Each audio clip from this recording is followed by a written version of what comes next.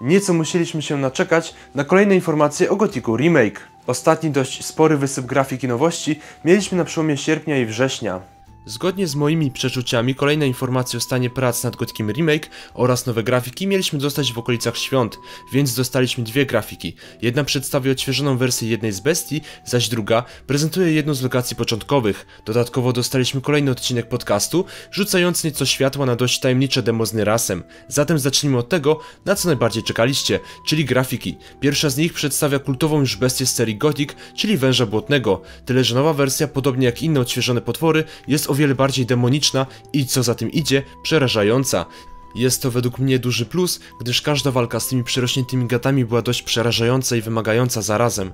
Zatem twórcy odwalili kawał niezłej roboty. Dodatkowo nie zmienili wyglądu bestii za bardzo, dzięki czemu jesteśmy w stanie rozpoznać potwora bez większego problemu.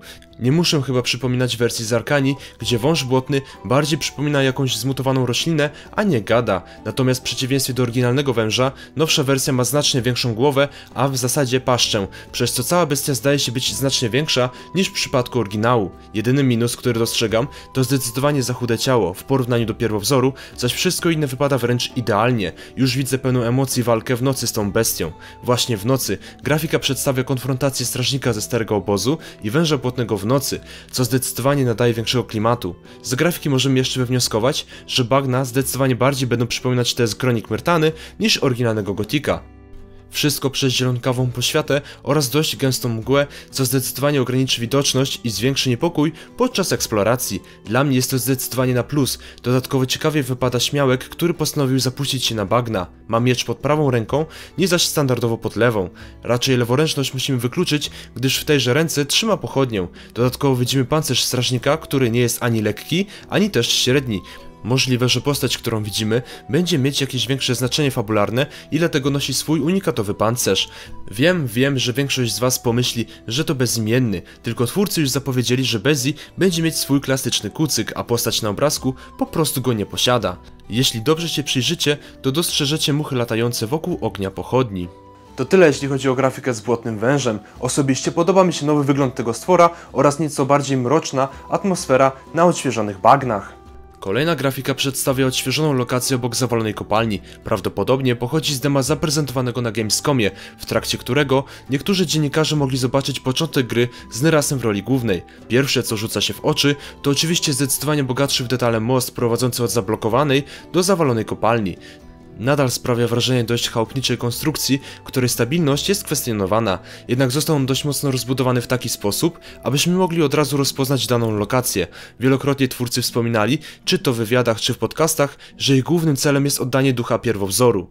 Dlatego chcą zachować wszystkie lokacje z oryginału, jednak chcą je dodatkowo wzbogacić o różne detale, więc po tej grafice nie mamy czym się martwić, że pojawi się miejscówka rodem z growego dema, gdzie z trudnością doszukiwać się można było gotikowego klimatu. W odróżnieniu od pierwowzoru, przed mostem znajduje się niewielki obóz, gdzie według twórców będziemy mogli przyrządzić proste dania. Niestety grafika nie jest najwyższej rozdzielczości, wskutek czego nie możemy dostrzec detali na drugim końcu mostku. Dodatkowo cała góra w przeciwieństwie do pierwszego Gothica będzie zdecydowanie bardziej bogatsza w drzewa, ale to mogliśmy już zauważyć na poprzednich grafikach, które prezentowały panoramę starego obozu niedaleko od tej lokacji. Ostatnią rzeczą, na którą chciałbym zwrócić waszą uwagę, to magiczna bariera, która jest całkiem dobrze widoczna w przeciwieństwie do niektórych innych zrzutów ekranu. Niestety twórcy się nie postarali i zaprezentowali nam kolejną grafikę z dema z Nyrasem, które rozpoczynało się od placu wymian i kończyło się w starym obozie. Martwi mnie to dość mocno, gdyż prace nad remake'iem trwają od 2021 roku, a dostaliśmy wyłącznie stary obóz, wgląd w starą kopalnię i kilka grafik prezentujących drogę z placu wymian do starego obozu. Możliwe, że reszta kolonii jest nawet nie zaczęta. Dlatego mam ogromną nadzieję, że w niedalekiej przyszłości twórcy zaprezentują nam kolejny obszar gry, czy to nowy obóz, czy też ten na bagnie. Coś czuję, że skoro pokazali nam bagna, to i sam obóz ujrzymy już niedługo. A teraz przeanalizujemy sobie trzeci odcinek podcastu, w którym to pojawiło się dość sporo informacji o zwiastunie starego obozu, demie z Nyrasem oraz o nowościach, które finalnie pojawią się w grze. W podcaście pojawiło się zdecydowanie więcej osób niż dotychczas. Na początku twórcy przedstawiają ideę, która stała za stworzeniem zwiastuna prezentującego stary obóz. Chcieli przedstawić tą lokację w podobny sposób, co w przypadku zwiastuna starej kopalni. Stary obóz trailera będzie wyglądać identycznie w finalnej grze, nic specjalnie już się w nim nie zmieni. Dodatkowo wydarzenia dynamiczne, które mogliśmy zauważyć w trakcie trwania zwiastuna, będą się dziać podczas rozgrywki, tyle że będą mieć miejsce oczywiście nie wszystkie naraz, a będą się dziać losowo. Twórcy zaznaczają, jak ważny jest dla nich duch oryginalnego Gotika i dlatego starają się go oddać w remake'u. Dodatkowo chaty kopaczy mają być wyjątkowe i specyficzne, przez co myszkowanie w nich ma być przyjemne, a nie monotonne jak w przypadku innych współczesnych gier. Alchemia wraz z pracownikami studia Gate 21 stworzyli około 600 unikatowych postaci, a przypomnę, że w oryginalnym Gotiku jest ich około 400. Widzimy zatem, że pojawiło się całkiem sporo nowych bohaterów niezależnych, a przy okazji będą mieć unikatowe głowy oraz niekiedy unikatowe pancerze. Zatem atak klonów rodem z Gotika III raczej nam nie grozi. Twórcy wspominają, że podczas pierwszego ogrywania Gotika mieli wrażenie, że każda napotkana postać jest unikatowa, dlatego uznali, że w remake'u nie może zabraknąć tego wrażenia. Później poruszyli kwestię akcentów w angielskim dubbingu, zatem pominiemy tą kwestię. Następnie mowa jest o demie, a w zasadzie prologu, gdzie zamiast bezimiennego mamy Nerasa. Samo demo jest wyciekiem, które przedstawia wszystkie elementy, które będą obecne w finalnej grze. Głównym zadaniem prologu było pokazanie w trakcie 30 minut prawie wszystkich mechanik i systemów. Dodatkowo w demie twórcy chcieli pokazać, jak mocno zmienił się koncept remake'u od czasów growego dema. Teraz starają się, jak już wiele razy mówiłem, oddać ducha pierwowzoru. Tworząc dane lokacje, twórcy starają się, aby gracze nie mieli problemów z rozpoznaniem danej miejscówki, jednak dodają również nowe elementy, aby wzbogacić dany obszar. Przykładowo, obok placu wymian postanowili dodać ognisko, aby już na samym początku gracze mogli przyrządzić posiłki. Co ciekawe, wokół wspomnianego placu nie zabraknie zwierząt, z których będzie można zebrać mięso. Oprócz tego zostanie rozbudowany system łowiectwa, a przy okazji również system craftingu. Twórcy chcą, aby polowanie na dziką zwierzynę miało więcej sensu. Kolejną nowością mają być filmowe dialogi, mianowicie zamiast 2 czy 3 kadrów będzie ich znacznie więcej. Dodatkowo w trakcie dialogów będzie się zmieniać światło, tak aby nadać nieco filmowego charakteru. Później twórcy wspominają o tym, jak ważna jest dla nich imersja w grach z serii Gothic, więc po uruchomieniu ekwipunku nie będziemy mieć pauzy w świecie gry, dlatego w trakcie walki nie będziemy mogli zmienić broni czy pancerzy. Dodatkowo interfejs będzie bardzo oszczędny, podobnie jak w przypadku oryginalnego Gotika, zatem zabraknie jakichś minimap czy podświetlania ścieżek, a teraz to, na co wielu z was czeka, czyli system walki. Na początku, podobnie jak w jedynce, postać będzie się poruszać dość niezgrabnie, a walka będzie trudna. Oprócz tego, niektóre rodzaje broni będą mieć swój własny zakres ruchów.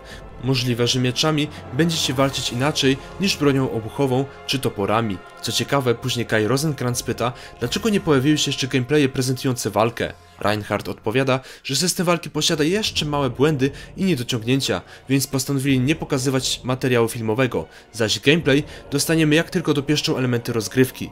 Demo dla dziennikarzy pokazane było 4 miesiące temu, więc Alchemia pewnie poczyniła niemałe postępy. Samo demo zaś może zostać udostępnione w finalnej wersji gry, jednak nie będziemy mogli w nie zagrać. Ostatecznie decyzja co do niego nie została jeszcze podjęta. Następnie twórcy odpowiadają na pytania od gotikowej społeczności. Jednym z ciekawszych jest oczywiście, czy w finalnej grze nie zabraknie narzędzi moderskich oraz kultowego trybu Marvin. Twórcy zdają sobie sprawę z tego, że w gotikowej społeczności jest sporo osób zainteresowanych modami, dlatego obsługa modów jest dla Alchemii bardzo ważna.